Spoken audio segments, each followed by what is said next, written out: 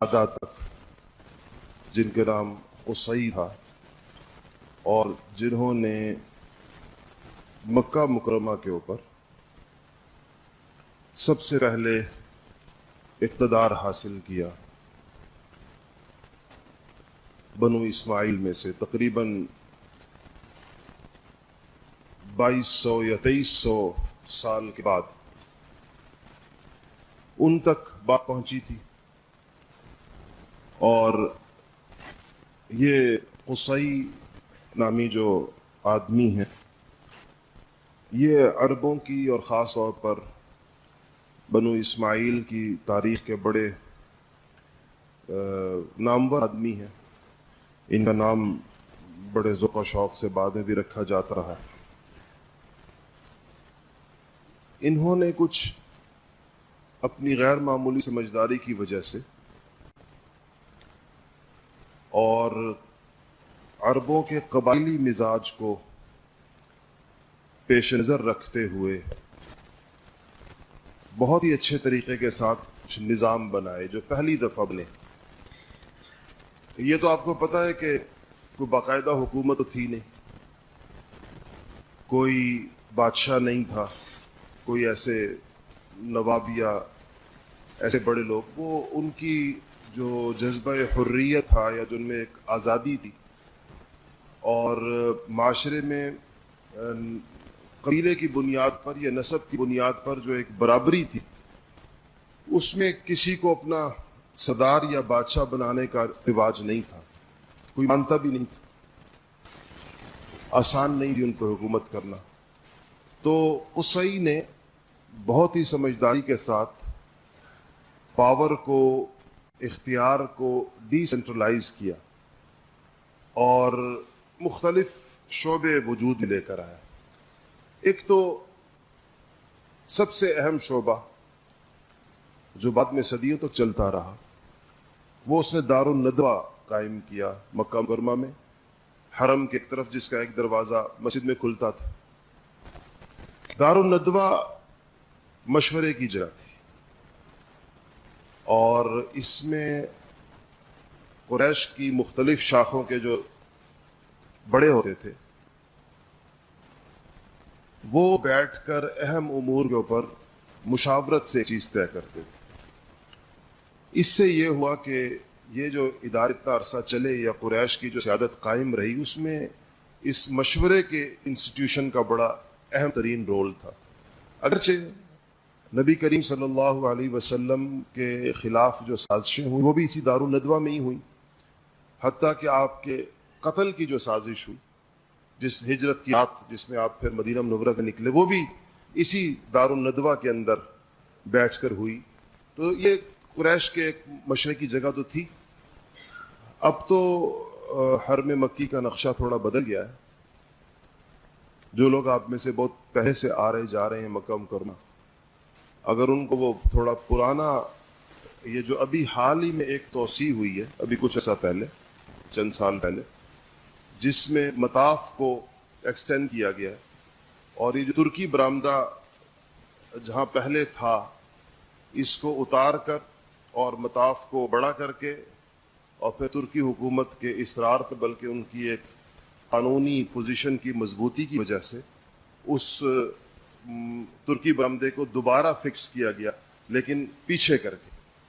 تو یہ وہ جگہ نہیں ہے جہاں عثمانی بادشاہوں نے، عثمانی خلفاء نے یہ ترکی تعمیر کی تھی. اصل میں جب انگریزوں کی مدد سے آل سعود نے حرم کا کنٹرول حاصل کیا اور خلافت عثمانیہ یا سلطنت عثمانیہ کا حصے بکھرے ہوئے، چھوٹے چھوٹے ملک بنائے گئے، جیسے قطر ہے.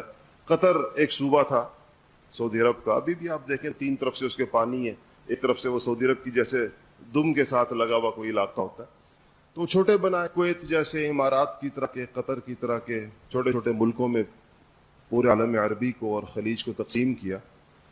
تو ترکوں میں، چونکہ ترکی کی یہاں حکومت تھی، میں حرمین شریفین کا ادب بہت غیر معمولی تھا اور انہوں نے جتنی عقیدت اور محبت کے ساتھ حرمین کی کئی سو سالوں تک حفاظت بھی کی اور اس کا خیال بھی رکھا، اس کے آثار آج بھی موجود ہیں. یہ جو مسجد نبوی ہے اس وقت جو سینٹرل ماسک جو جگہ بنیادی ہے جہاں پر روزہ مبارک ہے یہ ترکی تعمیر ہے. اس کی آپ دیکھیں سینکڑوں برس کی تعمیر ہے لیکن اس کی رونق دیکھیں اس کی اور یہ تو صرف یہ نہیں کہ وہ سٹرکچر بڑا خوبصورت ہے, اس کو بنایا جس عقیدت اور محبت کے ساتھ تھا. یہاں پر کسی قسم کی ہیمرنگ یہاں پر نہیں ہوئی, مسجد نبوی کے اندر کوئی چیز ٹھوکی نہیں گئی, یہاں ہر چیز باہر بنا کر لا کر یہاں پر اتنی خاموشی کے ساتھ لگائی گئی کہ سلطان عبدالحمید کا یہ وہ تھا کہ نبی کریم صلی اللہ علیہ وسلم یہاں آرام فرما ہے, اسے یہاں پر شور شرابہ نہ اس مسجد کے اندر, اور کیسے قرآن پڑھا جاتا رہا اور 24 گھنٹے جب تک تعمیر ہوتی تھی اور پڑھنے, اور جو لوگ تعمیر میں حصہ لے رہے تھے وہ ان میں حافظوں کی کتنی بڑی تعداد. پھر پورا قرآن جیسے اس کے گنبدوں کے اوپر لکھا گیا ہے, اگر آپ کبھی دیکھیں وہ سارے گنبدوں میں الف لام میم سے لے کے والناس تک پورا قرآن دنیا کی خوبصورت ترین کیلیگرافی جو ایک خود ایک بہت بڑی ایک نمونہ ہے دنیا میں دیکھنے کے لیے کہ چھتوں پر جو کام اس پر ہوا. تو جب وہ لوگ حرمین شریفین ہینڈ اوور کر رہے تھے, ان کو مجبور کر دیا گیا, تو انہوں نے جنگ نہیں کی تھی حرم کے اندر, اور کچھ شرائط کے اوپر یہ ہینڈ اوور کیا, جس میں سے ایک یہ تھا کہ ہماری تعمیر کو جو ہمیں حرم مکی کی اور حرم مدنی کی ہے اس کو ڈیمالش نہیں کیا جائے, ایکسٹینڈ کیا بھی جائے تو ڈیمالش نہ کیا جائے. تو وہ بین الاقوامی معاہدہ ہے, ظاہر بات ہے کہ اس زمانے میں انگریزوں کا دور تھا تو انہی کی نگرانی میں, انہی کی خواہش کے اوپر اور انہی کی آشیرواد سے یہ سب کچھ ہوا تھا. اس معاہدے میں انہوں نے کیا کہ ٹھیک ہے اس کو ڈیمالش نہیں کریں گے. اس لیے مسجد نبوی آپ دیکھیں تو پرانی مسجد اپنی جگہ پر قائم ہے, اس کے بعد ایکسٹینشن اتنی ہو چکی ہے کہ وہ اس سے شاید 100 گنا بڑھ چکی ہے مسجد, لیکن پرانی مسجد جس کو قدیم مسجد نبوی کہتے ہیں وہ اپنی اسی عمارت کے ساتھ موجود ہے.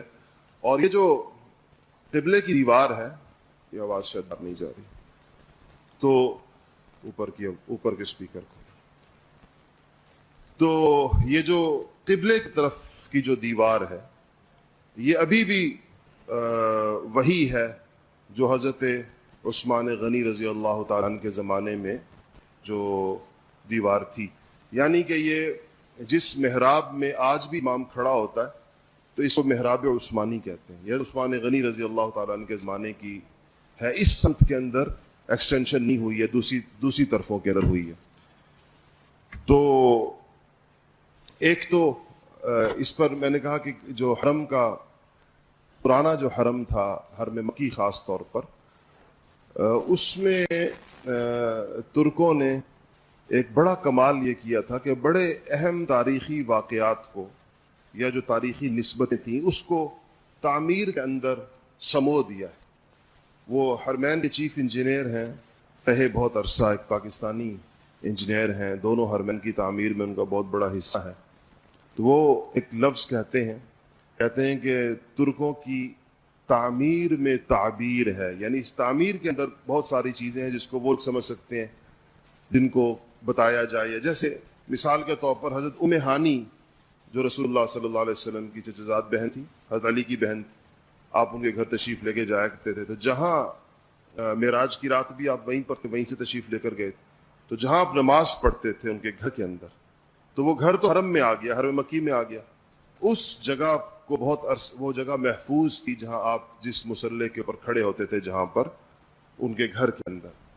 تو جب اس گھر کو ڈیمالش کر کے حرم کے اندر شامل کیا جا رہا تھا تو اس جگہ پر ایک ستون بنایا گیا, آج بھی ہے, اور وہ ستون مصلی کی شکل کے اندر اس طرح ایک یوں ہے, پھر اس طرح ایک جس طرح مصلی ہوتا ہے. اور وہ اس بات کی نشانی تھی کہ یہ ام ہانی کے گھر میں وہ جگہ ہے جہاں رسول اللہ صلی اللہ علیہ وسلم نے نماز پڑھنے کی, جہاں پر آپ کی احادیث میں آپ کا وہاں نماز پڑھنا, اس میں پسینے کا بہنا, ام ہانی کا اس پسینے کو جمع کرنا, یہ روایات موجود ہیں. لیکن اب جو کہ چیزیں ہل گئی ہیں تو اس لیے شاید عین اس کو لوکیٹ کرنا تو مشکل ہو. یہ جو دار الندوہ ہے یہ بھی اس جگہ آ گیا جہاں پر پرانا ترکی برآمدہ تھا, بلکہ اب آپ آج کل اگر کہیں تو دار الندوہ مطاف میں آ چکا. اس سے پتہ چلتا ہے کہ اس زمانے میں طواف کے لیے جگہ تھی وہ بہت ہی مختصر سی تھی, اور تھوڑے لوگ ہوتے ہوں گے طواف کرنے والے, بلکہ اس زمانے میں تو کتنے تھوڑے ہوتے ہوں گے. آج سے جن لوگوں نے 40-45 سال پہلے یہ 50 سال پہلے جن لوگوں نے عمرہ یا حج کیا، عمرے جنہوں نے خاص طور پر کیا، حج کے موقع پر تو پھر رش بڑھ جاتا ہے، تو وہ کہتے ہیں کہ ہم عام جو رش ہوتا تھا مطاف کے اندر وہ ایک لکیر طواف کرنے والوں کی ہوتی تھی، اور ہم لوگ جب اس زمانے میں طواف کرتے تھے تو ہر طواف کے ہر چکر کے ساتھ حجر اسود کا بوسہ کرتے تھے، اتنا کم لوگ اتنے تھوڑے ہوتے تھے۔ یہ تو اب یہ جو ٹرانسپورٹیشن کی سہولیات آنے کی وجہ سے سال کے 12 مہینے خوب رش رہتا ہے، ظاہر بات ہے جب یہ وسائل نہیں تھے تو جانے والوں کی تعداد بہت کم ہوتی تھی۔ عمرے کا رواج تو دور دراز سے بہت ہی کم تھا، خاص خاص لوگ جاتے تھے، اور حج پر لوگ جایا کرتے تھے، وہ بھی زندگی میں ایک ہی دفعہ جاتے تھے۔ تو وہ دار الندوہ جہاں پر تھا اس جگہ ترکوں نے اپنی تعمیر کے اندر سیاہ پتھر کے ستون لگائے تھے، سیاہ رنگ کے 3 ستون تھے۔ ہم نے اس جگہ دیکھا اس زمانے میں جب یہ برآمدہ ہلایا نہیں جاتا، اب اس کو ہلا کر پیچھے کر دیا، تو وہ 3 ستون تھے، اور اس کا رنگ سیاہ اس لیے پسند کیا گیا یا اس لیے اس منتخب کیا گیا کہ یہاں پر ان کے جو سیاہ فیصلے تھے، بعض خاص طور پہ رسول اللہ صلی اللہ علیہ وسلم کو شہید کرنے کا جو فیصلہ تھا، اس کی یہ گویا کہ ایک تعبیر تھی۔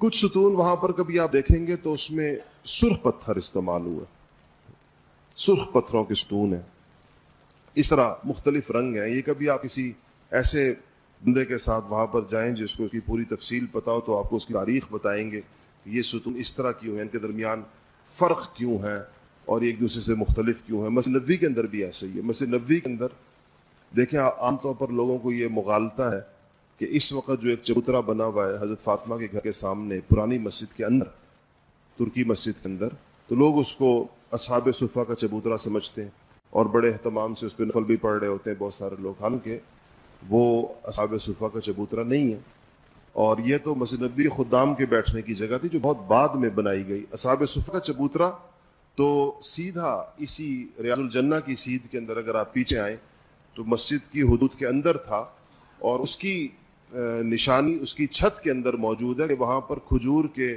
خوشوں کے اور پتوں کا وہ بنایا گیا، ایک سٹرکچر بنا ہوا ہے، تو اس میں کوئی اور علامت زمین پر نہیں ہے اس کی جس سے انسان اس کو پہچان سکے، اس کو چھت سے انسان پہچان سکتا ہے کہ وہ کون سی جگہ تھی جہاں۔ تو یہ ان لوگوں نے تعمیر کے اندر یہ چیزیں رکھی ہیں، اور اس کا ذوق رکھنے والے لوگ اس کو پہچانتے ہیں۔ ہمارے ایک بزرگ ہیں ڈاکٹر الیاس فیصل صاحب، اور انہوں نے مسجد نبوی کے اوپر بڑی تحقیق کی ہے، بہت ان کی کتابیں ہیں۔ ان کی بہت ساری کتابوں میں سے ایک کتاب بیوت الصحابہ کے نام سے، صحابہ کے گھر، اردو میں بھی ہے عربی میں بھی ہے، دونوں زبانوں میں لکھی ہے۔ اس میں انہوں نے مسجد کے اطراف میں صحابہ کے گھروں کو لوکیٹ کیا، اور بڑی دلچسپ ہے نقشوں کی مدد سے۔ ان میں سے بہت سارے گھر تو اس وقت پرانی مسجد کے اندر ہے، جیسے ابوبکر صدیق کا گھر ہے، حضرت عباس کا گھر ہے، اور ازواج مطہرات کے حجرے ہیں۔ کون سا کہاں پر تھا؟ اس وقت تو آپ کو صرف 2 گھر ملتے ہیں، یعنی آپ پہچان لیتے ہیں۔ ایک تو عائشہ کا گھر ہے، ظاہر نبی کریم صلی اللہ علیہ وسلم کا روزہ مبارک ہے، عائشہ کا گھر ہے، ہر ایک کو پتہ ہے۔ اور اس کے دوسری جانب وہ حضرت فاطمہ الزہرا رضی اللہ تعالی عنہا کا گھر ہے، وہ جو سبز رنگ کی جالی ہے بڑی ساری پوری، یہ ان 2 گھروں کے گرد تو ہے۔ تو یہ تو معلوم ہے، باقی گھر کہاں پر تھے اس کو بہت بڑی یہ سرچ ہے، اس کے ذریعے سے طے کیا کون سا گھر۔ اس کو اگر انسان پڑھے پھر مسجد نبوی میں گھومے تو اس کو ایک تیسرے گھر کا آپ کو اندازہ لگ سکتا ہے، اور وہ ہے حضرت عباس کا گھر، کیونکہ اس کا پرنالے کا نشان اوپر چھوڑ دیا گیا، اس کے ساتھ ایک بہت بڑا واقعہ چونکہ منسلک ہے۔ تو وہ بھی خیر، عرض میں کر رہا تھا کہ قصی نے دار الندوہ بنایا، تو وہاں پر تمام بڑے فیصلے کرنے کی اس کو جگہ بنایا۔ ایک انسٹیٹیوشن اور تھا جس کو لوا کہتے ہیں۔ لوا آپ کہنے کہ جو جنگ کا پرچم، کہ جب جنگ کا فیصلہ ہوتا تھا تو ایک جھنڈا بنایا جاتا تھا، اور اس جھنڈے کو باندھنے کا ایک عمل تھا، ایک آفیشل اعلان ہوتا تھا جنگ کا، اور وہ اس ادارے کو کہہ لیں یا اس کام کو لوا کہا جاتا تھا۔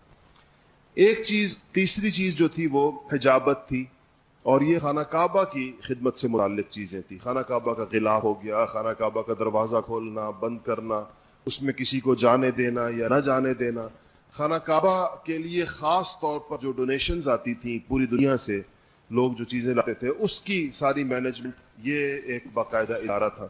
ایک ادارہ سقایا کے نام سے تھا، اور سقایا کا مطلب ہے ظاہر ہے پانی پلانا.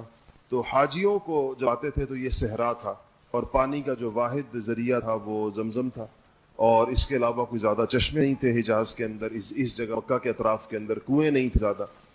تو پانی کے لیے ایک بندوبست کیا اور اس کے لیے باقاعدہ ایک ادارہ بنا, اس کے حوض بنتے تھے, اسے پانی کو جمع اسٹور کیا جاتا تھا, اور پھر حاجیوں کے اکرام میں اس میں کشمش اور کھجوریں ڈال کر اس پانی کو میٹھا بھی کیا جاتا تھا. تو یہ بھی ایک خدمت تھی جو قریش کے مختلف قبائل کے حوالے کی انہوں نے. اور ایک ادارہ رفادہ کے نام سے بنایا جو کھانا کھلانے کا, حاجیوں کی خدمت کا ایک تھا. بہت سارے لوگ ایسے ہوتے تھے جن کے پاس زیادہ راہ کم ہوتا تھا اور وہ بہت مشکلات سے حج کے لیے پہنچ تو جاتے تھے, لیکن ان کے پاس مکہ کے قیام کے دوران اپنے کھانے پینے کا بندوبست نہیں ہوتا تھا. ویسے بھی اگر آپ اس دور کے اعتبار سے سوچیں تو ہوٹلز کا کوئی رواج نہیں تھا کہ وہاں ہوٹل ہوں گے, لوگ ہوٹلوں میں کھانا کھائیں گے. اور یہ کھانے کی چیزوں کو بالکل ہی جو کھانا میں خاص جو کھانے پینے کی براہ راست چیز, ایک تو کھجور ہے, وہ تو تجارت کی چیز تھی بہرحال, لیکن ویسے کھانا بیچنا جو ہے, یعنی روٹی بیچنا یا کٹا ہوا گوشت بیچنا, یہ عربوں کے جو مزاج کے خلاف تھا. یہ اس کو اچھی چیز نہیں سمجھتے تھے. وہ سمجھتے تھے کہ یہ ایک ایسی بنیادی چیز ہے. اب انسانیت نے ترقی کی ہے تو پانی بھی بکتا ہے اور ہر چیز بکتی ہے, ورنہ کھانے کی کو بیچنے کی بجائے اس کو مفت کھلانا اور اس کو عادت سمجھا جاتا تھا اور لوگ اس کے اہتمام کرتے تھے. ہمارے دیہاتوں میں کچھ عرصہ پہلے تک, آج سے 25-30 سال پہلے تک, دودھ نہیں بیچا جائے, اور لوگ کہتے تھے کہ دودھ ایک ایسی چیز ہے کہ یہ تو, چونکہ ہر گھر میں اس کا بندوبست ہوتا تھا, کسی کو ضرورت پڑ جائے تو دودھ مفت دیا جاتا تھا. کسی کے بارے میں پتہ چلے کہ یہ دودھ بیچتے ہیں تو یہ بڑی خساست کی دلیل ہوتی تھی. لوگ تانے میں کہتے تھے کہ تو وہ گھر ہے جو دودھ بھی بیچتا ہے, یعنی ایک عام اتنی استعمال کی چیز ہے, وہ بھی کسی کو مفت نہیں دیتے, بیچتے ہیں. تو اسی طرح اس سے کچھ پہلے زمانے میں کھانے کا رواج بھی یہی تھا. تو یہ اس کے لیے جو ہے وہ کھانے کا بندوبست کیا جاتا تھا. اس میں عرب اپنی مہمان نوازی اور اپنی سخاوت کی مثالیں قائم کرتے تھے.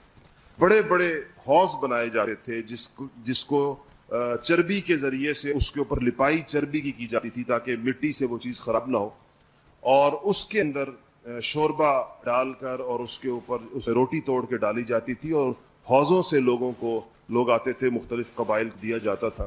یہ جو نبی کریم صلی اللہ علیہ وسلم کے پردادا حضرت ہاشم, جناب ہاشم جو تھے, ان کو جو نام ان کا ہاشم پڑا وہ اسی بنیاد پر کہ یہ حاجیوں کے لیے روٹیاں توڑ کر اور چربی کے حوضوں کے اندر اس کو ڈبو کر اور پھر لوگوں کو وہ سرید جو کھلاتے تھے, ورنہ ان کا نام تو عمرو تھا لیکن ان کا لقب ہاشم پڑ گیا کہ گویا کہ توڑ کر کھلانے والا, روٹیاں توڑ کے کھلانے والا. اور خدا جانے کتنے حاجی ہوتے تھے, اسی سے لقب بنو ہاشم رسول اللہ صلی اللہ علیہ وسلم کے اجداد کا یا آپ کے خاندان کا جو ہے یہ پڑا ہے.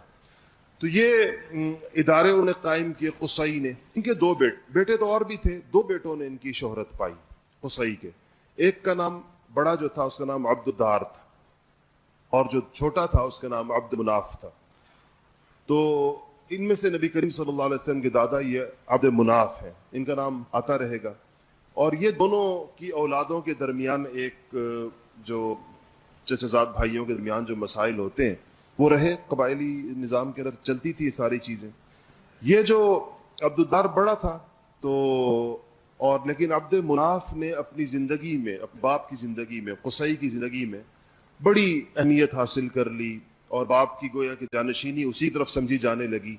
لیکن ہاشم نے یہ کیا کہ اپنے تمام یہ جو مناسب ان کے پاس تھے, کچھ تو اور قریش کی شاخوں کو دیے تھے تاکہ سب اکٹھے رہیں, جو اپنے پاس رکھے ہوئے تھے, یہ حجابت اور نقابت اور لواء اور رفادہ اور یہ سقایا جو میں نے 4-5 انسٹیٹیوشنز آپ کو بتائے, اور دار الندوہ کی سربراہی, یہ انہوں نے عبد الدار کو دے دی اپنے بیٹے کو, اس خیال سے کہ یہ دونوں بیلنس ہو جائیں گے. اس نے خود بہت کچھ کر لیا ہے, اس کو میں یہ چیزیں دے دیتا ہوں. تو وہ ہاشم کی اتنی, قصی کی اتنی حیثیت تھی کہ قصی کا یہ سب کچھ ان کو دینا لوگوں نے مان لیا, اور ان کی زندگی میں کچھ نہیں ہوا. عبد مناف کی زندگی میں بھی ان کے بیٹوں نے اس پہ اعتراض نہیں کیا, لیکن عبد مناف کے مرنے کے بعد ان کے بیٹوں نے اس پر عبد الدار کے ساتھ کے اولاد سے ان کی لڑائی ہوئی, اور یہ چیزیں پھر تقسیم ہوئی, اور کچھ عبد الدار کی اولاد کے پاس گئیں اور کچھ عبد مناف کی اولاد نے لڑ کر حاصل کی, جن میں سے یہ جو رفادہ ہے, کھانا کھلانے کا کام ہے, سقایا ہے، یہ ان کی اولاد کی طرف یہ چیزیں آئیں، اور خانہ کعبہ کی تبلیت ہے، یہ جو نقابت جس کو کہتے ہیں. تو ان عبد مناف کے بیٹوں میں سے پھر جس کا ذکر آتا ہے وہ ہاشم ہے. ہاشم بڑے جو سمجھدار آدمی، اپنے دادا قصی کے بعد ان کی شہرت بہت زیادہ ہوئی. یہ کسی وقت جب شام جاتے تھے یہ لوگ تو مدینہ منورہ سے گزرتے تھے. مدینہ کو یثرب کہتے تھے. یہ مدینہ تو حضور اکرم صلی اللہ علیہ وسلم کے جانے سے ہوا. وہ جا رہے تھے شام کی طرف تو یثرب میں ٹھہرے اور وہاں انہوں نے ایک نکاح کیا، شادی کی خاتون سے، سلمہ بنت عمرو اس کا نام ہے، اور یہ بنو نجار سے ان کا تعلق تھا. یہ لفظ قبیلے کا ایسے یاد رکھیں کہ اب اس قبیلے کا ذکر آپ صلی اللہ علیہ وسلم کی ہجرت کے وقت میں پھر سے آتا ہے، کیونکہ یہ ایک طرح سے آپ کا ننیال سمجھ لیں، خاندان سے ایک تعلق تھا. وہاں انہوں نے شادی کی، کچھ عرصہ، مہینہ 2 مہینہ رہے اس خاتون کے ساتھ، اور پھر یہ شام چلے گئے. چونکہ یہ 2 سفر کرتے تھے، گرمیوں سردیوں کے، یمن اور شام کے تجارتی سفر، اور ان سفروں کا آغاز بھی اسی دور کے اندر ہوا تھا. تو یہ شام گئے اور ان کا وہاں انتقال ہو گیا. جس جگہ کو آج کل آپ غزہ کہتے ہیں شام کے اندر، فلسطین کے اندر، تو یہ جگہ ہے جہاں پر ان کا انتقال ہوا. فلسطین شام کا ایک صوبہ تھا. ان کا انتقال ہو گیا، اور ان کے انتقال کے چند مہینے کے بعد ان کے ہاں یثرب میں بیٹا پیدا ہوا. وہ بچہ جو پیدا ہوا وہ پیدائشی طور پر اس کے سر پہ کچھ بال سفید تھے. تو ماں نے اس کو شیبہ کہا. شیبہ بوڑھے کو کہتے ہیں، چونکہ بوڑھے آدمی کے سر کے بال سفید ہوتے ہیں. تھا تو بچہ لیکن چند بال سفید تھے، تو کہا یہ بوڑھا ہے، سفید سر لے. سارا سر سفید نہیں تھا لیکن سر میں بال سفید. تو یہ بچہ یثرب کے اندر ہی اپنی ماں کے پاس رہا. البتہ یہ خبر مکہ میں مل گئی ہاشم کے بھائیوں کو کہ ہمارے بھائی نے شام جاتے ہوئے ایک نکاح کیا تھا اور اس سے ایک بیٹا پیدا ہوا ہے، کیونکہ ماں کے پاس. جب یہ بچے کی عمر کوئی 10-12 برس ہوئی تو ہاشم کے بھائی تھے جن کا نام مطلب تھا، یہ بھی عبد مناف کے ہی بیٹے تھے. ان کو خیال آیا، جیسے قبائلی عربوں کا مزاج تھا کہ جو نرینہ اولاد ہے اس کے اوپر ایک دعویٰ ہوتا ہے، تو وہ اس کو لینے کے لیے یثرب گئے، اپنے اس بھتیجے کو لینے کے لیے، مطلب اپنے بھائی ہاشم کے بیٹے کو لینے کے لیے جس کا نام شیبہ. تو جب وہ وہاں گئے تو یہ ان کو یثرب سے باہر ہی کھیلتے ہوئے مل گئے. عربوں میں کچھ خصوصیات تھیں، جیسا ان کا حافظہ بہت زیادہ مضبوط تھا. ان کا قیافہ، فیس ریڈنگ جس کو کہتے ہیں، بہت زیادہ مضبوط قیافہ تھا. یہ انسان کو دیکھ کر اس کے حسب نسب کا اندازہ بہت جلدی لگا لیتے. اور عجیب اس میں کارنامے ان کے تاریخی کتابوں کے اندر لکھے ہیں. پاؤں دیکھ کر باپ کا اندازہ لگانا، انگلیوں کے پوروں سے نسل کا اندازہ لگانا، خاندان کا اندازہ لگانا، چہرے کے نقوش سے. تو یہ جو مطلب نے جب باہر یثرب سے باہر بچے کھیل رہے تھے مضافات میں کسی میدان میں، ان بچوں میں انہوں نے اپنے بھائی ہاشم کے نقشے پہچان کر ایک بچے سے کو بلایا یا اس کو قریب کیا اور اسے پوچھا، تو ان کو پتہ چلا کہ واقعی اتنا یہ تیز ان کی وہ تھی. پہچان لیا، اس سے کہا کہ میں تمہیں مکہ لے جانے کے لیے آیا ہوں، اور ان کو ان کے باپ کا کچھ تعارف کرایا. 12 سال کا بچہ تھا. اس نے کہا کہ میں ماں کی اجازت کے بغیر نہیں جاؤں گا. یہ اس کو لے کر مدینہ آ گئے. اس کی ماں سے ملے تو ماں کہاں چھوڑتی ہے، ایک ہی بچہ، وہ بھی مرحوم شوہر کا. تو اس نے کچھ پس و پیش کیا خاتون نے. تو انہوں نے اس کو ہاشم کا تعارف کرایا اور کہا کہ یہ ایک بہت بڑے باپ کا بیٹا ہے، یہاں گمنامی کے اندر یہ یتیم بچہ پل رہا بڑھ رہا ہے، میں تو اس کو اس کے باپ کی عزت اور اس کی حکومت اور اس کی وجاہت کی طرف لے کے جا رہا ہوں. اس کو ایک تعارف حاصل ہوگا کہ یہ ہاشم بیٹا ہے. اور تو اس پر اس کی ماں نے جب بیٹے کے مستقبل کو دیکھا کہ یہ تو اس کے لیے بڑا فائدہ مند ہوگا، تو اس کو اجازت دے دی کہ ان کو لے جا. یہ اس کو اونٹ پر بٹھا کر شیبہ کو اپنے ساتھ مطلب مکہ میں داخل ہوئے. عام لوگوں نے جب دیکھا تو انہوں نے سمجھا کہ یہ غلام خرید کر لائے. یہ بچوں کو کوئی نہیں جانتا تھا، تو مدینہ میں یثرب میں پیدا ہوا تھا. تو لوگوں نے کہہ دیا کہ مطلب کے ساتھ ایک غلام ہے اور اس کا نام ہے عبد المطلب، یعنی عبد کہتے ہیں غلام، یہ مطلب کا غلام. حالانکہ مطلب ان سگے چچا. اچھا، انہوں نے کہا، لوگوں کو بتایا کہ بھائی یہ غلام نہیں ہے، میرا بھتیجا ہے، میرے بھائی ہاشم کا بیٹا ہے. لیکن زبان خلق پر ایک نام جب چڑھ جاتا ہے تو چڑھ جاتا ہے. جیسے ہمارے ہاں مائیں بچپن کے اندر کسی کو مٹھو کہہ دیتی ہیں تو بیچارہ 40 سال 50 سال میں مٹھو ہی ہوتا ہے. اور وہ بیچارہ بہت لوگوں کو کہتا رہتا ہے کہ میں مٹھو نہیں رہا، وہ تو بچپن میں مٹھو تھا. لیکن لوگ اس کو اسی نام سے پکارتے ہیں. تو ان کا نام بھی بس عبد المطلب جو دو چار لوگوں نے دیکھتے ہی کہا تو وہ عبد المطلب ہی پڑ گیا. اور وہ اپنے اس کے بعد مطلب کا انتقال ہوا تو یہ جو سربراہی یا سرداری ہوتی تھی یہ صفات کے ساتھ اس کا تعلق ہوتا تھا. سمجھداری چاہیے, مشورے کے اندر ایک اچھے مشورے کی. اس کے بہت حد تک مثال اگر آپ میں سے کسی نے قبائلی معاشرت کو دیکھا ہو کسی درجے کے اندر بھی, یا کوئی خاندان برادری کی پنچایتوں کو آپ نے دیکھا ہو, تو وہاں آپ دیکھا ہوگا کہ وہ لوگ جن کے اندر کسی مسئلے کو حل کرنے کی صلاحیت ہو, جھگڑے چگانے کی اور نمٹانے کی صلاحیت ہو, سخاوت ہو مزاج کے اندر, خرچ کر سکتے ہوں, 50 100 70 بندہ جمع کر کے ان سے بات بھی کر سکتے ہوں, ان کو کھلا پلا بھی سکتے ہوں, تو سربراہی ایسے لوگوں کے ہاتھ میں آتی ہے. چاہے بے شک وہ چھوٹے بڑے کا فرق اس میں کم ہو جاتا ہے. 5 بھائی ہوتے ہیں لیکن خاندان کی سربراہی چھوٹے بھائی کے پاس آ جاتی, صفات اس میں زیادہ ہوتی ہیں. تو باوجود اس سے کہ مطلب کی اپنی اولاد بھی تھی, لیکن ان کے بعد مکہ مکرمہ کی جو سربراہی تھی, یا یوں کہہ لیں کہ ان اداروں کی جو سربراہی تھی, یا اس میں ایک عزت تھی, وہ یہ جناب عبد المطلب کو ملی جو رسول اللہ صلی اللہ علیہ وسلم کے دادا تھے, حضرت عبداللہ کے بیٹے تھے. ان کے ساتھ 2-3 واقعات کا تعلق ہے. اس کا حضور کے عہد کے ساتھ تعلق ہے, میں اس کا بہت بالاختصار اس کا ذکر کر لوں.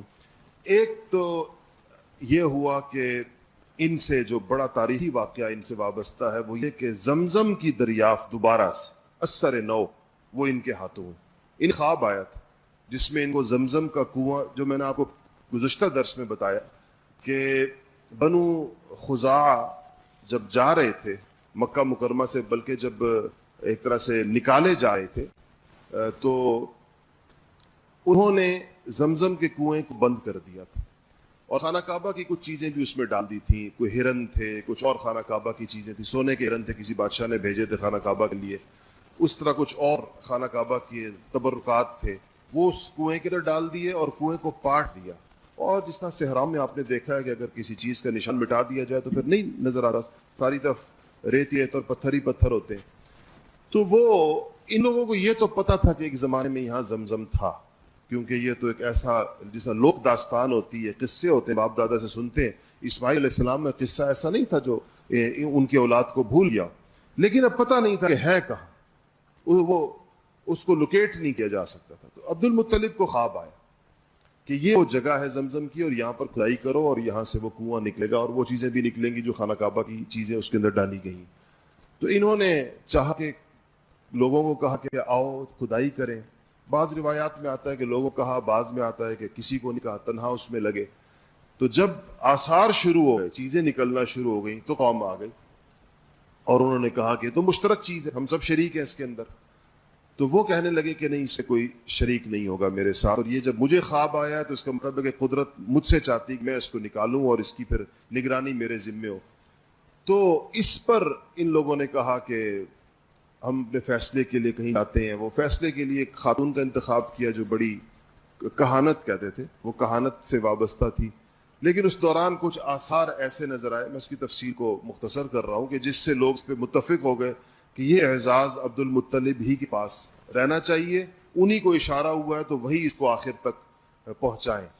یہ وہ موقع تھا عبد المطلب کو اپنے دست و بازو میں کی کمی محسوس ہوئی, اور انہوں نے ایک منت مانی کہ اگر اللہ تعالیٰ نے مجھے 10 بیٹے دیے. اس دن جب قوم آ گئی تھی اور ان کے ساتھ تھوڑی ریزننگ کر رہی تھی لہت و لال آگے سے کہ یہ کیا کیسے ہوگا, تو انہوں نے کہا کہ اگر مجھے اللہ نے 10 بیٹے دیے اور 10 کے 10 بڑے بھی کر دیے. آپ پتہ زمانے میں بچوں کے مرنے کا ریشو بہت زیادہ ہوتا تھا, کہ وہ اتنے بڑے ہو جائیں کہ میرے ساتھ کسی لڑائی کے اندر کھڑے ہو سکیں. تو کہا کہ ان میں سے ایک کو میں اللہ تعالیٰ کے راستے کے اندر قربان کروں گا. ابراہیم علیہ السلام کی سنت کے اوپر عمل کرتے ہوئے, جیسے ابراہیم نے اسماعیل کو ذبح کیا تو میں یا ذبح کرنا چاہا تو میں بھی اس طرح ان 10 میں سے ایک بیٹے کو ذبح کروں گا. وہ موقع تھا جب انہوں نے یہ منت مانی تھی. تو اللہ تعالیٰ نے اس کے بعد ان کو 10 بیٹے دیے, اور ان 10 میں سے ایک عبداللہ تھے جن کی والدہ کا نام فاطمہ تھا, اور یہ بھی قریش کے ایک بڑے معزز خاندان کی خاتون تھی. تو جب 10 ہو گئے اور بڑے بھی ہو گئے, یعنی جوان ہو گئے, تو انہوں نے جب ان میں سے کہا کہ اب میں کس کو ذبح کروں, تو کس کو قربان کروں اللہ کے لیے, تو قرہ ڈالا تو وہ عبداللہ کے نام کا نکلا جو ان کو سب سے زیادہ عزیز تھے. اچھا بعض لوگ اب یہ کہتے ہیں، تاریخ نگاروں نے، مورخوں نے، سیرت نگاروں نے لکھا ہے کہ ان کو خود تامل ہوا کہ عبداللہ کو ذبح کروں یا نہ کروں، لیکن جو سیرت کے زیادہ مستند واقعات ہیں اس میں لکھا ہے کہ انہوں نے کوئی تامل نہیں ہوا اور انہوں نے چھری بھی اٹھائی اور عبداللہ کا بھی ہاتھ پکڑا اور چل پڑے کعبے کی طرف، کیونکہ وہاں جا کر قربان کرنا تھا. تو جو عبداللہ کا جو ننیال تھا، یہ جو فاطمہ کا خاندان تھا، وہ لوگ آئے اور ان کے ماموں اور دوسرے لوگ، انہوں نے ان سے کہا کہ یہ تو آپ کا سب سے بیٹوں میں سے بہت اچھا بیٹا ہے، تو آپ اس کی بجائے کوئی اور متبادل کوئی صورت اس قربانی کو پورا کرنے کی سوچیں. تو کہا کہ کیا کیا جائے؟ تو ایک اسی کہانت سے وابستہ خاتون کے پاس ہے کہ جی یہ تو منت ہے، لازم پوری کرنی ہے. عربوں کے اندر اپنے قول کو پورا کرنے کا مزاج بہت زیادہ تھا. اس زمانے میں جو دیت تھی، یعنی ایک جان کا جو بدلہ تھا، وہ 10 اونٹ ہوا کرتا. تو اس خاتون نے کہا کہ آپ ایسا کریں کہ عبداللہ کی جان، اگر مطلب جان کے بدلے کا مطلب آج کل جس کو آپ دیت کہتے ہیں، کسی سے کوئی بندہ غلطی سے مر جائے تو اس کی دیت ادا ہوتی ہے قتل خطا کے اوپر، تو وہ 10 اونٹ تھی اس زمانے کے اندر. تو انہوں نے کہا کہ آپ یوں کریں کہ 10 اونٹ ایک طرف رکھیں اور عبداللہ کو دوسری طرف رکھیں اور دونوں پر قرعہ ڈال. اگر 10 اونٹ نکل آئیں تو بس 10 اونٹ قربان کر دیں، عبداللہ کی جان بچ جائے گی. اگر عبداللہ کا نام نکل آئے تو 10 اونٹ اور بڑھا دیں اور دوبارہ قرعہ ڈالیں. اس طرح یہ طریقہ اس سے سمجھایا. تو انہوں نے یہ شروع کیا، عبداللہ کا نام ایک طرف، 10 اونٹ دوسری طرف. قرعہ ڈالا تو عبداللہ کا نام نکلا، پھر 10 اونٹ اضافہ کیا، پھر قرعہ ڈالا، پھر عبداللہ کا نام نکلا. تیسری دفعہ، چوتھی دفعہ، 5ویں دفعہ، 6ٹھی دفعہ، 7ویں دفعہ، 8ویں دفعہ، 9ویں دفعہ اور پھر 10ویں دفعہ. جب انہوں نے اب اونٹوں کی تعداد 100 ہوئی، ہر دفعہ 10 اونٹ بڑھاتے گئے. جب اونٹوں کی تعداد 100 ہو گئی اور انہوں نے قرعہ ڈالا تو اب جا کر اونٹ نکلے.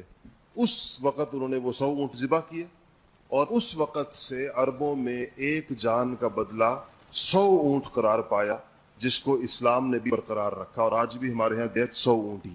یہ اس وقت سے، یعنی عبد المطلب کے اس عمل کے بعد سے، جس کے نتیجے میں عبداللہ کی جان بچی. لیکن اس کی وجہ سے عربوں نے بہرحال، جس طرح اسماعیل علیہ السلام کی جان اللہ تعالیٰ شانوں نے قبول کر لی لیکن عوض کے اندر مینڈا ذبح ہوا، ایسے ہی عبداللہ کی عوض کے اندر 100 اونٹ ذبح ہوئے، لیکن عرب ان کو ذبیح کہتے تھے، جیسے اسماعیل کو ذبیح کہتے ہیں.